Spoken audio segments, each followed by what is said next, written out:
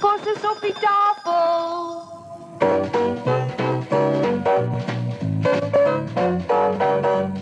The makers of Epic Pure Sunflower Oil, Purine and Pret Cooking Fat, Yum Yum Peanut Butter, Maple Margarine and Niblets Cheese Twists present the Epic Casebook.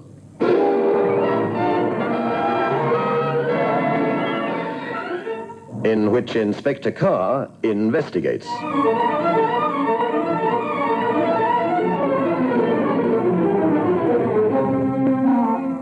Good evening. Tonight's story shows why a detective has to draw a very clear line of distinction between assumption and a definite clue. To assume something is to take something for granted without regard to fact. This a policeman has to be very careful about. A clue is a very different kettle of fish altogether. At the police college, they'll tell you that clues revealed during an investigation are facts or basic principles that serve as a guide. But these are concrete things like fingerprints, false alibis, and so on. Not that assumption is not important. Of course it is. But what is equally important is that line of demarcation between what one assumes and what one knows to be a positive fact. In every murder investigation, one makes a number of assumptions.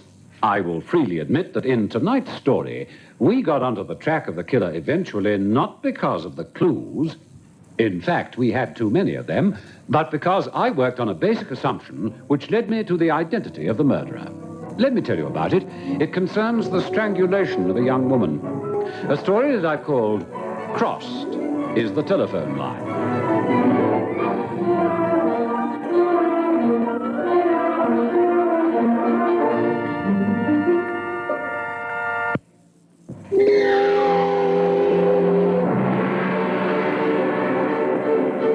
The Middle Temple at the Inns of Court, which is the Middle Temple of what is known as Lincoln's Inn and Gray's Inn, with its quiet, peaceful, if somewhat bleak, legal atmosphere, is hardly the place where one would expect to find the victim of a brutal killing. Yet that is where Marjorie Heathcliff met her death. You're Sergeant Berry? Yes, sir. Bow Street Police. I've taken statements from the man who found the body, the caretaker. Where are they? In that office over there, sir. I see. According to operations, the man's name is Kramer, and the cleaners are Mr. Newman. That's right, sir. I'll present him with my compliments. Tell him I won't be a moment. Dr. McPherson and I will take a look at the body. Horrible. You know, Inspector, I've been associating with violent crime, brutality for more years than I care to remember. But a sight like this, a young woman in the prime of life, still makes my blood boil.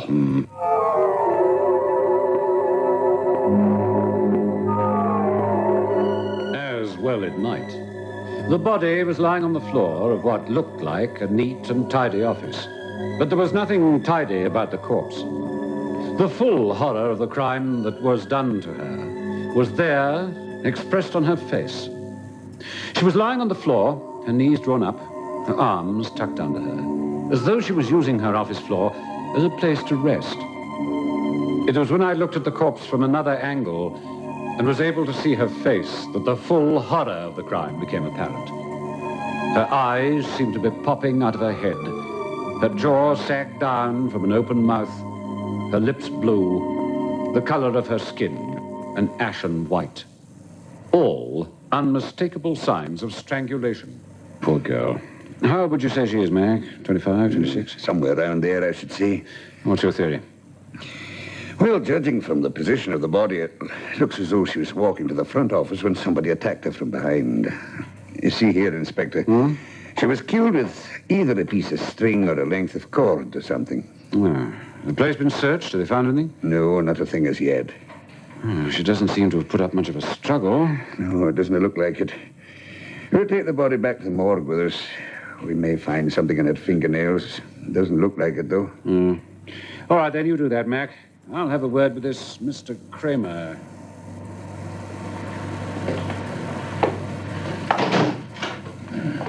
And about time, too. Oh, I'm sorry to have kept you. Are you Mr. Kramer? Yes, sir, I am. And you're Mr. Newman, the caretaker? Yes, sir, I am. It's like something out of the movies, ain't it? We are.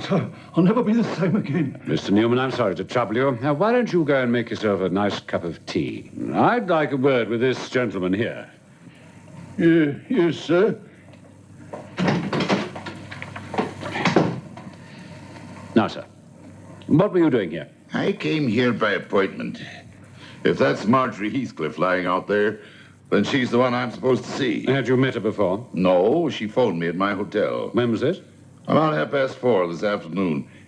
You see, these guys, Wright, Simpson, Cheatham, they act as my English lawyers. Yet you say you've never met the girl. Listen, Inspector, I'm on a multi-million-dollar concern, and I'm not easily rattled. But you don't come across a dead body every day of the week, do you now? No, I don't suppose you do. I come to think of it, she said I'd seen her before, when she telephoned me at the hotel, I mean. Well, let's get back to basics. You say that this young woman, Marjorie Heathcliff, telephoned you. Yes. As a matter of fact, I'm being sued for divorce by my wife, Elaine. She's asking for $1 million alimony. That's why I'm over here right now. When the telephone rang, I thought it might be my ex-wife. Hello? Mr. Kramer, there's a lady on the phone. Wants to speak to you urgently. If that's my ex-wife, tell her I want nothing to do with her. Tell her to speak to my lawyers. Tell her It's a young anything. lady named Marjorie Heathcliff. She says she's from Wright, Sims and Cheatham, your solicitors. Oh, that's different. Put her on, please. Hello, Mr. Kramer. Speaking. It's Marjorie Heathcliff here. You remember, sir, I was taking down the notes of the consultation this afternoon. Yeah, what is it? Has something come up? Well, sir, do you remember how disappointed you were that the private detective hadn't been able to get anything on Mrs. Kramer? Well, Well, I've just found a letter in the office from your wife to one of the partners. Sir, you know if you can prove infidelity, she can't hope to win her case. I know. She's too smart for us all. And now she's trying to get me for $1 million. Suppose I tell you, sir, I've got written proof. She's been having an affair with one of my bosses. I found a letter to prove it. It's dynamite. It's addressed to... Well, are you trying to tell me that she's having an affair with one of my lawyers who's supposed to be fighting the case for me? Quick, sir, I can't talk anymore. They're buzzing for me. Everyone goes at 6 o'clock. I usually stay on to do a bit of swatting. There'll be nobody here except me. I must fly. See you tonight. Hello, Miss Heathcliff. Hello. Call's rang off, sir. Let me get this right, Mr. Kramer. The girl had come into possession of some information vital... Vital, sir, is almost an understatement. If that girl had been able to give me the information I needed, she'd have been set up for life. I don't know whether you've been reading the newspapers, Inspector, but my wife is better known as Elaine Talmadge. At least she was an actress until she latched onto my bank account. Well, there's a motive, all right. It looks as though somebody strangled her to stop her giving you the information you wanted. Well, can't you see what this means, Inspector? If what this girl Heathcliff said on the telephone is true, that my wife has been having an affair with one of my legal Now, let's representatives... leave that line of inquiry at the moment. You came here because of a telephone call. And what time was it? About 20 after 7. Now, just a moment, Mr. Kramer. You say that this girl telephoned that she had some shattering information at approximately 4:30. I know what you're going to say, Inspector. The fact is, I had an urgent call booked to New York. This you can verify. I didn't get the call until about 7 o'clock. So you got here at about 7:20. Then what happened? Why, I paid off the cab and saw somebody go through the front door. Always keeps the blooming lights on, they do. A waste that goes on in this place. Are you looking for something, sir? I've got an appointment with Miss Heathcliff. Oh, so that's why the lights are on. Well, that's her office through there. Come on, show you.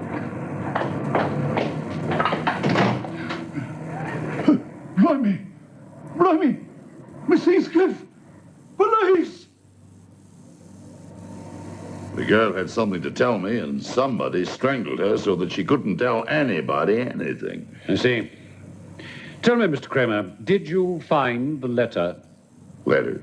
What letter? Oh, come, Mr. Kramer. Neither of us is a child. You say that the girl had evidence that could ruin your chances of winning the court case. Something that could cost you $1 million. And you ask me, what letter?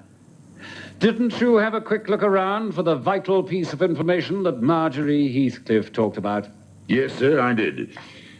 I sent the caretaker out to get a cop, and I had a quick look around, but I never found anything. Well, at least you're being frank. Sergeant! Sir? See that this gentleman and Mr. Newman are transported to their respective homes. Right, sir. But I demand to see the police. Well, your demands are being met, sir. Come in. I'm Inspector Carr, New Scotland Yard. Sorry, my name is Sims. You're darn tootin' right, Mr. Sims. Tell me, Mr. Sims, what did you do with it? Do with what, Mr. Kramer? Don't give me that. What did you do with the evidence? That's why you killed Marjorie Heathcliff, isn't it?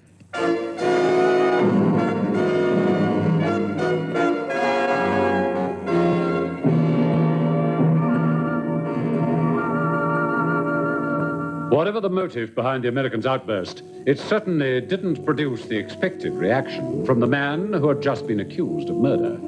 He gazed at his accuser with an expression of dignified hurt and said, Mr. Kramer, you're beside yourself. Beside myself, am I? Let me tell you something. Sergeant Berry, take Mr. Kramer back to his hotel. The car's waiting for you, Mr. Kramer. Good night. You haven't heard the last of this, Sims. None of us has heard the last of each other. All right, Mr. Sims. Did I hear your partners outside? Yes, you did.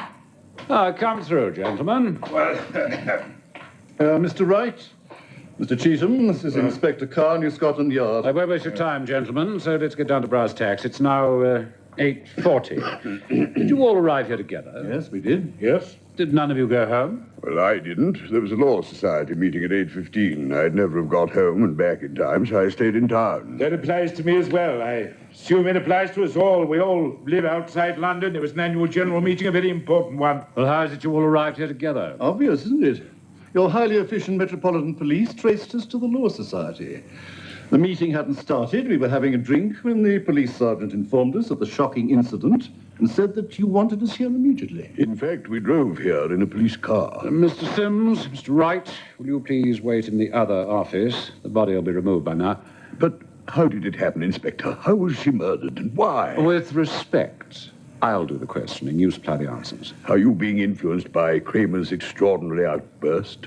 The tone in your voice seems to imply that you suspect one of us. Mr. Wright, you are a solicitor. You know that in a situation like this, we suspect them all and then start eliminating. I'd like to question each one of you alone, if I may.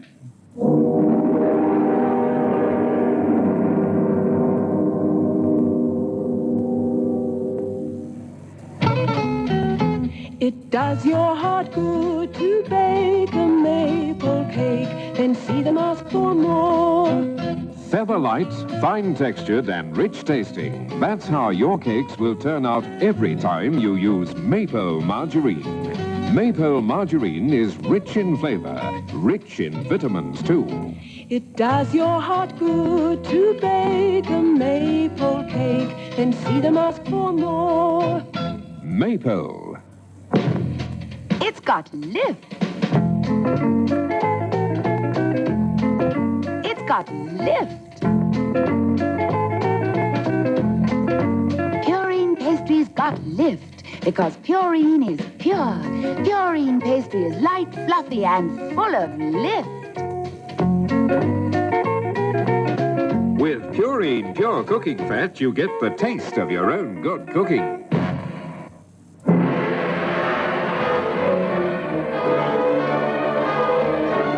And so, for the next hour and a half, I questioned each of the partners in turn. Dr. Macpherson's first examination showed that the girl had been strangled at about 7 o'clock that night.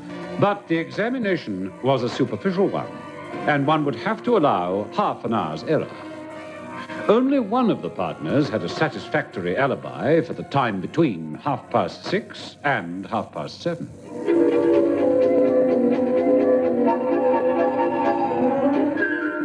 I left my office at 6 o'clock. I called in at the Aldwych Arms. I stayed about an hour. Somebody recognized me? Doubt it. Place was crowded. I then walked to the Law Society. Got there about 7:45.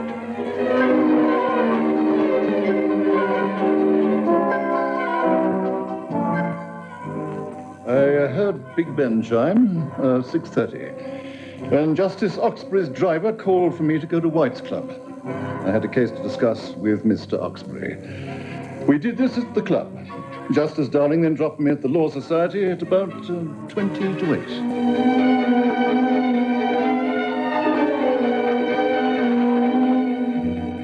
pleasant evening as I left my office, and I thought I'd walk to the Tate Gallery. They had a new Bruckner I wanted to see. Time did I leave my office? Well, soon after Sims. Round about 6:30.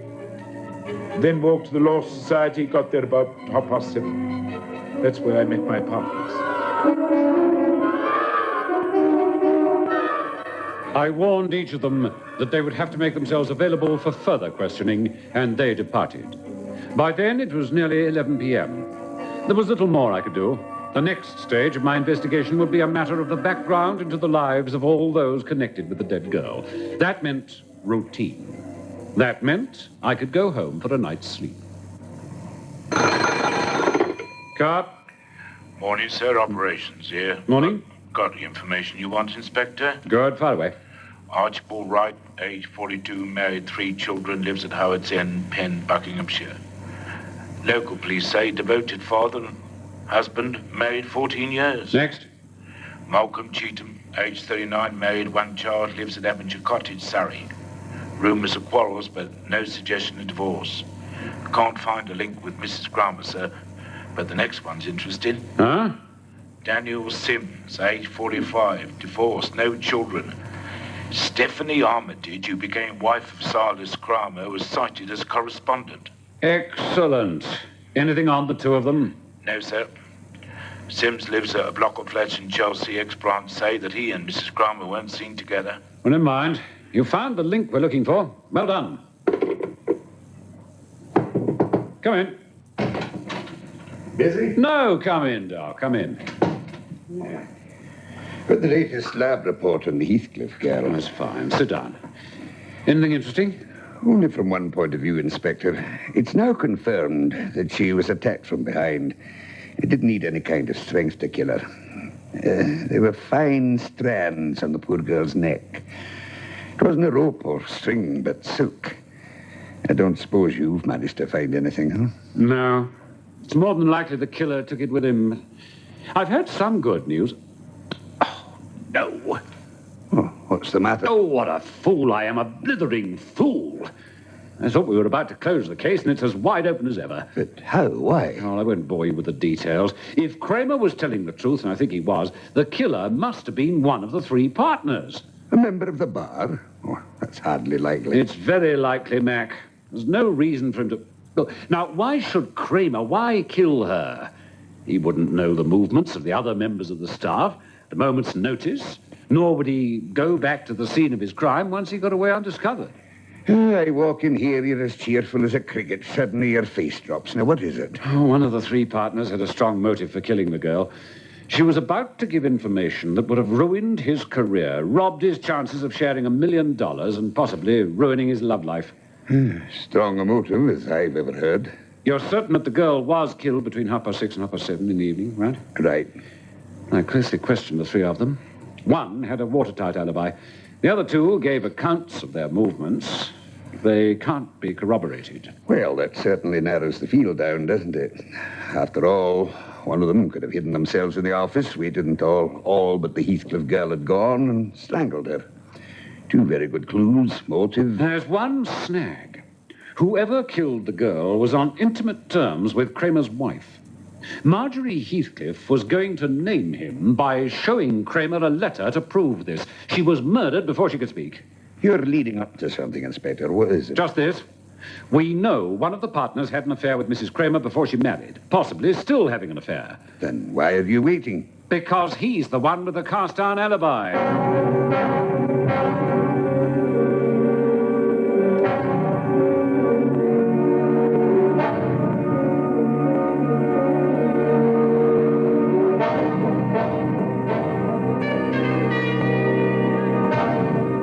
And cast iron it seemed to be.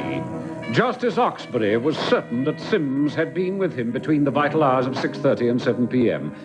Then something hit me. There was another possibility. Mr. Wright, as the senior partner, have I your permission to spend an hour or 2 in your offices? It might give me some sort of lead. Oh, do what you wish, Inspector. I realize that we're all under suspicion. All I want is for you to solve this case as quickly as you can. setting us all into nervous wrecks. I sympathize and understand. Now, sir, how many have you on your staff? And 3 clerks, 2 typists, and a switchboard operator, apart from the 3 of us, of course. May I look around? Oh, please do. What with the 3 clerks in their black alpaca jackets, seated on high stools in stiff collars, they looked as if they'd walked straight out of a Dickens novel. As they pored over their parchments and ledgers, I decided that they were not likely to play any part in the drama. I had a talk with the switchboard girl. What happens if somebody wants to telephone? Do they ask you for the number? Oh, yes. We've only got 4 extensions, so you can't exactly say that I'm overworked. Mind you, I do a lot of typing as well. At about 4 o'clock, Marjorie Heathcliff telephoned Mr. Kramer, right? Yes, I got her the number. Are you sure you did? She didn't dial the number herself? No, I remember it, you see. There was such a mix-up. Mix-up? Yes, one of the partners was ringing for me to get a number. Yes, Mr. Sims. Mitchell and Company, just hold on, please. Hello? Yes? Yes, Marjorie? Mr. Kramer? At the what hotel? All right, dear, just hold on. What do you mean you've got a fortune on your hands? Wait a minute, I've got to get a number for Mr. Sims. What's all the excitement about? Well, hold on, Hello? Yes? Oh, Mr. Sims, yes, Mr. Sims, I'm getting your number right now. That was the last time I spoke to her alive. Isn't it terrible? What did you do? You got Mr. Kramer for Miss Heathcliff, Yes, sir. You see, Mr. Sims' number was engaged. So while I was holding on for Mitchell and Company, I got through to Mr. Kramer's hotel. I see. Were there many more calls? No, 2 going and 1 incoming, that's all. You sure? Positive, sir. What were the incoming calls? Well, there was only 1 for Mr. Wright, his wife. And the outgoing call? Well, I record those. I've got them in my book. Here you are, sir. Mr. Sims phoned Justice Oxbury to remind him of that appointment that evening, and... Well? Oh, I don't know who the other call went to, sir. Mr. Sims asked me for a line. Good. Thank you very much. You've been very helpful.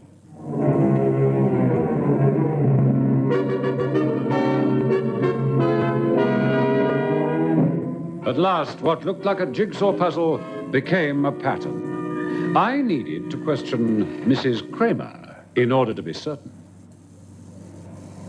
Mrs. Kramer? I'm inquiring into the death of a Miss Marjorie Heathcliff. You read about it in all the papers, I suppose? Yes, I have, Inspector, but I don't think I can help you. How well do you know Mr. Daniel Sims? I know that the firm of Wright, Sims, and Cheatham are acting for my husband. Is that all? Have you never met or spoken to Daniel Sims? What has that got to do with... Please answer my question. Well, I knew him a long time ago. You're an intelligent woman, Mrs. Kramer. And a very good actress. But let's not waste time. He got divorced because of you, didn't he? I said we knew each other a long time ago. Madam, are you trying to tell me that Sims didn't phone you the afternoon of the evening the girl was killed? Who said he did? Supposing I tell you that the switchboard girl... Dare she listen in? So you did talk to him? Yes. And did he mention to you the letter that Sims so foolishly left lying around? A letter that the dead girl could have got £1,000 for? I don't know anything about the letter. He did mumble something. I don't know what he was talking about. I was very busy. Everyone knows that switchboard girls have very vivid imaginations. He didn't mention the Heathcliff girl. Where were you between the hours of 6 and 7:30? I don't know. I think up at the West End shopping. Why? Madam, I have a search warrant here.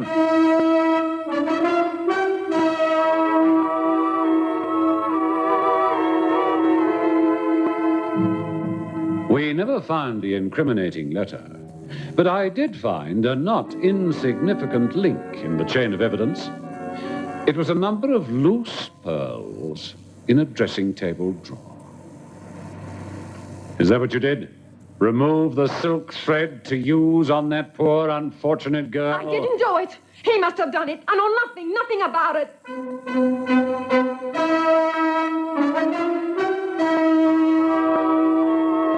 By then, I was sure that she was the murderess, but I had to get final proof. Why did you phone Mrs. Kramer on the afternoon of the murder, Sims? I didn't. Didn't you? You overheard Marjorie Heathcliff tell Mr. Kramer that she had a letter proving you were having an affair with Mrs. Kramer. Proof that destroyed all hope of getting that $1 million settlement.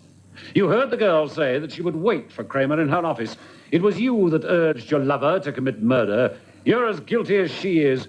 Even with your cast-iron alibi, you'll swing, Sims. Swing for the murder. No. Yes, I warned Stephanie what was happening. But I swear to you that I didn't know that she was going to do this terrible thing. When I heard of the murder, well, I knew what had happened, but I was not an accomplice to it. I had no idea that Stephanie would drive to our offices and strangle this girl. I swear it. When Stephanie confessed to me, She confessed to you, did she?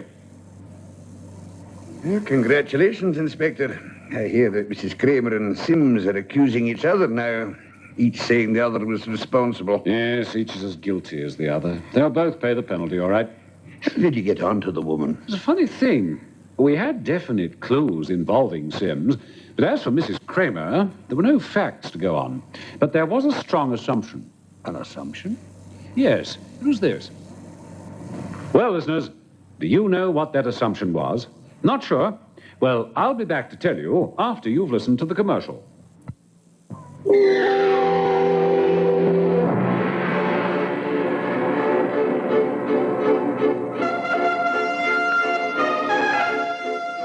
Well, listeners, as I told you before the story commenced, there are times when assumptions are as important as facts.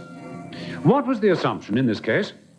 We knew that Sims asked the switchboard girl for a telephone line. Why? It was this. He didn't want anyone to know that he was visiting his lover. And who else but Mrs. Kramer? Then there was the silken thread used to kill the girl. Having worked on an assumption, the thread was the clue that a woman was involved. Sims and Mrs. Kramer were sentenced to life imprisonment. The moral of the story? It's this. Girls, the reward for selling an office secret is poor. All you'll get is the string of the pearls around your neck. Good night.